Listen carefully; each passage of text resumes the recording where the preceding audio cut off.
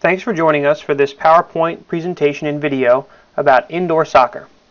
Some important dates. Games will start Monday, February 2nd. All games are played in Cole Fieldhouse. We typically start on Sundays, but will not be playing on Sunday, February 1st, as that is Super Bowl Sunday, and we see a high rate of forfeits and defaults. The season will start on Monday. The last day of the regular season will be on Sunday, February the 22nd. Playoff schedules will be posted by 5 p.m. on Monday, February 23rd, and playoffs will begin the next day on Tuesday, February 24th. Some important numbers. Our intramural sports office can be reached at 301-226-4444 or emailed at imsports@umd.edu. In the case of rain or snow, inclement weather that may close the university, please call the rain line. It will be updated if we cancel or postpone intramural sports. Team captains should be familiar with all rules and ensure that their teammates abide by those rules. This PowerPoint presentation and video is useless unless you pass this information along to your teammates. Team captains should check the schedule, team standings, and league standings at the website and respond to staff concerning important information. Our league categories: Fraternity A and B. Only organizations approved and registered with DFSL may participate in the Fraternity A or B leagues. Members must be a registered pledge or active member. Players with alumni status who are not undergraduates must participate in a different league, and players may not transfer from one league level to another. Men's A and B leagues are open to all university male students, except those participating in Fraternity A and B or in the Graduate Faculty Staff League.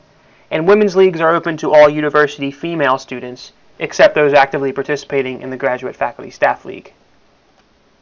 The Graduate Faculty Staff League is open to men and women, except those participating in a men's or women's league, and open only to employed faculty, staff, or enrolled graduate students. Undergraduate students are not able to participate in the Graduate Faculty Staff League, and in this league only, teams may have any combination of men and women. We do not play by co-ed rules in the Graduate Faculty Staff League. Co-ed A and B leagues are open to all men and women who are students, faculty, staff at the university. Basically, anyone can play in co-ed. No ID, no play. Please tell your teammates to bring their UID to every game or they may not be permitted to play. No ID, no play. Please tell your teammates to bring their UID to every game or they may not be permitted to play.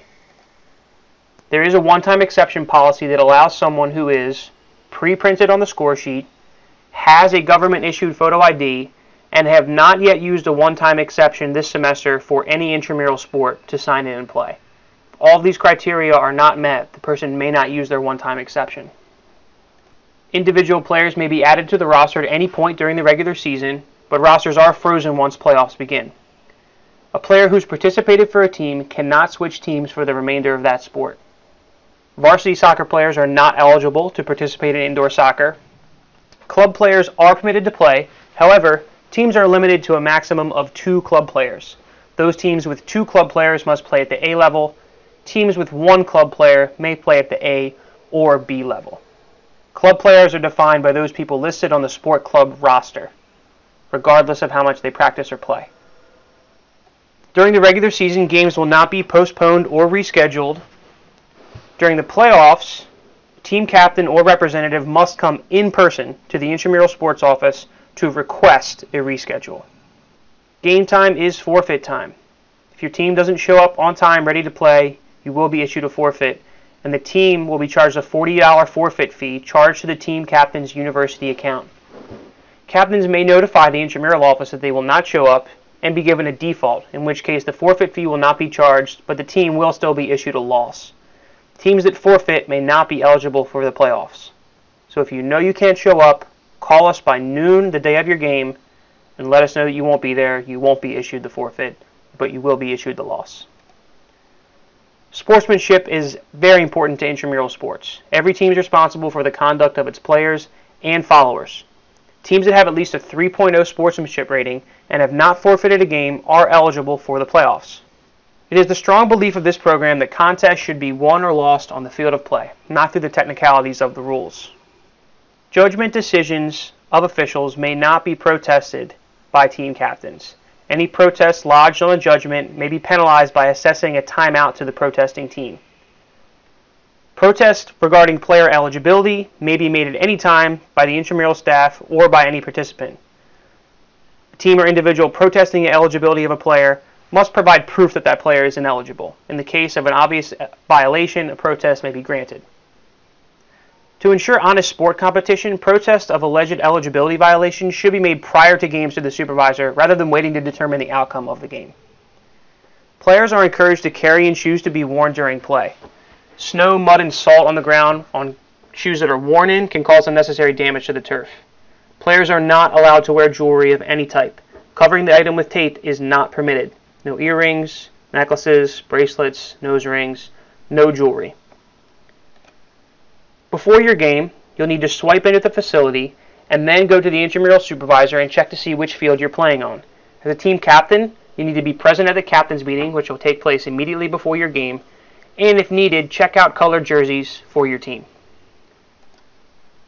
We'll play by high school soccer rules with the following modifications for indoor play, and you can visit our website for a list of more complete rules. We'll play 2 equal halves of 12 minutes running time. Time will only be prolonged to take a penalty kick. Clock may be stopped only at the official's discretion. Teams are provided 1 timeout per half, and halftime is a maximum of 2 minutes. Games that end in a tie during the regular season will be recorded. There is no overtime during the regular season. A team must have at least 4 players to start the game, one of whom will be the goalkeeper. However, a team may play with as many as 5 players, and a team must have 3 players to finish the match. All substitution will be done on the fly. All players but the goalkeeper can enter and leave the field as they please. The goalkeeper can only substitute if the ball is out of play and the referee consents to such. We'll have a coin toss and then a kickoff. The opposing team must be 5 yards from the ball at the kickoff, and the ball is deemed in play once it has traveled forward the distance of its own circumference. Kickoffs must travel forward. The kicker shall not touch the ball 2 consecutive times. However, kickoffs are direct, and a goal may be scored directly from a kickoff. Indirect free kicks will be awarded when any of the following 8 offenses are committed. If the infringement is taken in the penalty area, the kick will be taken from just outside the box. Dangerous play, obstruction, goalkeeper violations, and substitution violations are included in this category. Please note the last bullet. Substituting players may not enter the field until their substitute has entirely left the field. You have to wait for the person you're subbing for to be off before you can enter. Direct free kicks, meaning a goal can be scored directly from this kick. We like to say these are our ING fouls: kicking, tripping, jumping, charging, holding, pushing, handling the ball, aka a handball except the goalkeeper. All of these fouls and misconducts will result in a direct free kick. The following offenses will be given a yellow card. Jumping over the wall in any manner is a yellow card offense automatically. A legal slide tackle, according to high school rules, will result in a yellow card and an indirect free kick. Persistently infringing on the rules of the game, showing dissent to the official, all of these 5 yellow card offenses are punishable by an indirect free kick. If an individual receives a yellow card, they must sit out for 2 minutes until the opposing team scores a goal. No substitute will be permitted for the caution player during the penalty period. It's like a 2-minute power play. Red cards. A player shall be red carded and sent off for the duration of the game for the following: an illegal slide tackle, serious foul play or violent conduct, a second yellow card, intentionally impeding a clear goal opportunity, and intentionally impeding a clear goal opportunity in the penalty area by handling the ball.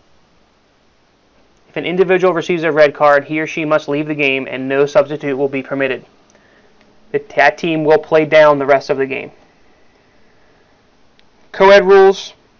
The only difference is the number of players. Co-ed teams must play with 2 female and 2 male players at minimum, and the 5th player may be of any gender, but a minimum of 2 players of each gender must be on the field at all times. A team that arrives after the start time will be issued a forfeit. A team caught using an ineligible player will be issued a forfeit. And a team that receives 3 unsporting yellow cards, not any yellow card, in the same game will be issued a forfeit. Please note this presentation is not inclusive of all soccer rules. Please visit our website or contact us for more information. Thanks.